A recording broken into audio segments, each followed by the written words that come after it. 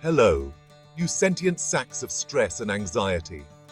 Welcome to the show where we unpack the horrors your body silently endures because you can't say no to one more work email. Today, we're diving headfirst into the delightful world of cortisol, the hormone that's basically the love child of adrenaline and a sugar-fueled toddler at a birthday party. It's the culprit behind that uncanny ability to devour an entire cheesecake during a 3 a.m. existential crisis. We're going to uncover the 8 surprising signs that your body might be harboring more pent-up tension than a yoga instructor stuck in traffic behind a minivan. So, buckle up, buttercups, because your adrenal glands might be about to get called out. Now, let's talk about everyone's favorite topic, weight gain. Specifically, the kind that seems to materialize out of thin air, like a magical gift from the cortisol fairy. You know, the one that leaves you staring at your reflection, wondering if your clothes shrunk in the wash, or if you accidentally stumbled into a parallel universe where your metabolism runs on dial-up internet. High cortisol, my friends, is a master of disguise when it comes to packing on the pounds. It loves to hang out in your midsection, creating what I like to call a stress belly, a charming little souvenir from your body's internal panic room. And the worst part? This isn't your average run-of-the-mill weight gain. Oh no, cortisol-induced weight gain is like the VIP guest who overstays their welcome and refuses to leave. It's stubborn, it's persistent, and it's got a knack for showing up in the most inconvenient of places. So if you've noticed your pants feeling a little snugger than usual, don't worry, it's not you, it's probably just your cortisol levels throwing a tantrum. Ever wondered why your skin sometimes resembles a delicate piece of tissue paper after a particularly stressful week? No, it's not just your imagination playing tricks on you. High cortisol has a rather unfortunate habit of turning your skin thinner than a politician's promise. Imagine your skin is like a sturdy, well-built house. Cortisol, in its infinite wisdom, decides to waltz in and start dismantling the walls, brick by brick, leaving you with a flimsy structure that's about as resilient as a wet napkin. And just to add insult to injury, this thinning skin extravaganza also makes you more susceptible to cuts, bruises, and all sorts of other delightful skin-related shenanigans. So, if you find yourself sporting more battle scars than a gladiator after a particularly grueling match, you might want to have a word with your cortisol levels. They're clearly not taking the hint that their interior design skills leave much to be desired. Stretch marks, those delightful little reminders of our body's remarkable ability to expand and contract, are often associated with pregnancy or rapid weight fluctuations. But did you know that high cortisol can also be a contributing factor? That's right, folks. Cortisol is the ultimate overachiever, always finding new and exciting ways to leave its mark on our bodies, literally. Imagine your skin is like a perfectly stretched canvas, just begging for a masterpiece. Cortisol, in its infinite lack of artistic talent, decides to grab the nearest paintbrush, which, in this case, is probably just a rusty spork, and starts haphazardly splattering paint everywhere. The result? A series of unsightly streaks and lines that would make even the most abstract artist cringe. Acanthosis nigricans. It's enough to make you wish you'd paid more attention in biology class, isn't it? Well, let's break it down.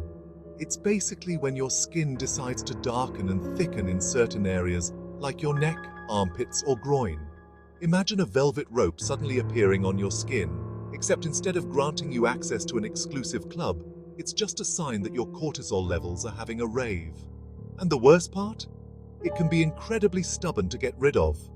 You could exfoliate until you're practically translucent, but those pesky dark patches might just decide to stick around like an unwanted houseguest who refuses to take the hint. Remember those awkward teenage years when your face resembled a pepperoni pizza? Well, guess what? High cortisol can bring those delightful memories flooding back faster than you can say benzoyl peroxide.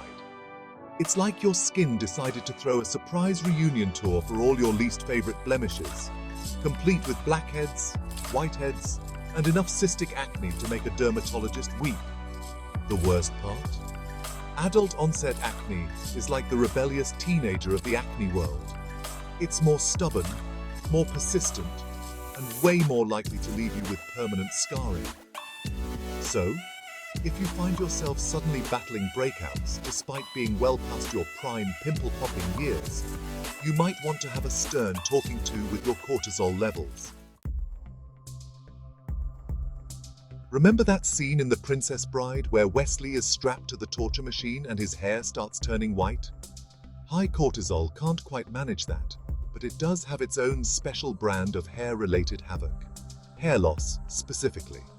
One minute you're running your fingers through luscious locks, the next you're finding more strands in your brush than in a shampoo commercial. It's like your hair follicles are staging a mass exodus and your scalp is their escape route.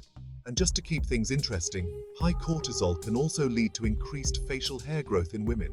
It's like your body is playing a cruel joke, robbing you of hair in one area while simultaneously giving you a luxurious beard in another.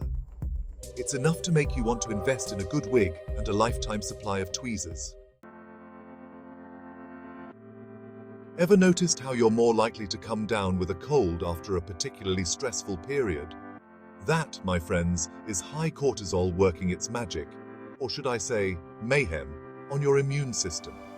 You see, cortisol is like that one friend who shows up to a party and proceeds to eat all the snacks, hog the karaoke machine, and generally make a nuisance of themselves. It basically throws your immune system completely off kilter, making you more susceptible to every cough, sniffle, and stomach bug going around.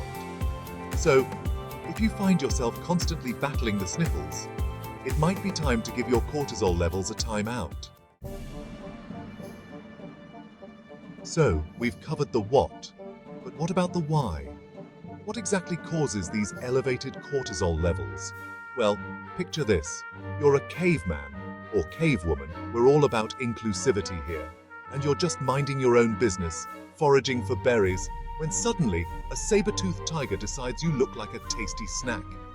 Your body goes into fight or flight mode, pumping out adrenaline and cortisol to help you outrun the furry menace.